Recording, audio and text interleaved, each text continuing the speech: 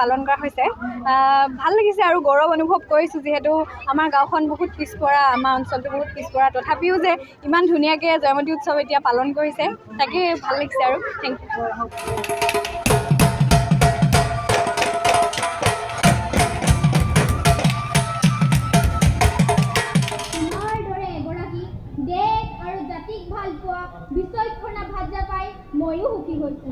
আৰু স্থানীয় ৰাইজৰ সহযোগত কাকপথাৰ আঞ্চলিক ভিত্তিত মহাসতী জয়মতী স্মৃতি দিৱসটো দুদিনীয়া কাৰ্যসূচীৰে ২৬ আৰু ২৭ তাৰিখ আজি যি জয়া স্মৃতি দিৱস আৰু এই দুদিনীয়া বৰ্ণাঢ্য কাৰ্যসূচীৰে নমেচাকি মুকলি মঞ্চত আয়োজন কৰা হৈছিল।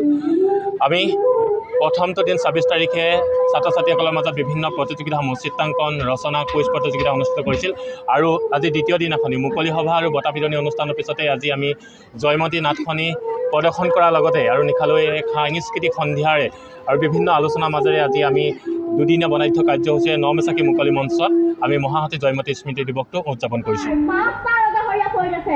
মই চামুৰীয়া পইণ্টৰ স্বৰ্গদেউ যদিও বাকীকেইটা সমৰ্থন মোৰ প্ৰতি একেবাৰেই নাই। মই আছো নহয়, ৰাজ্যখনক বহুত কথাই মই আয়ত্ব কৰিছোঁ। এতিয়া মোৰ সিংহাসন নিৰাপদ কৰিব পাৰিলেই হ'ল। সেইবাবেই মোৰ ভয় হয়। কেইবছৰমানৰ পৰা ৰাজপাট দখলৰ বাবে তেজৰ খেল চলিছে। চাউফৰ বিৰোধিতা কৰি যদি কোনোবা ফৈদৰ পৰা মই আছো নহয়, চিন্তা নকৰিব।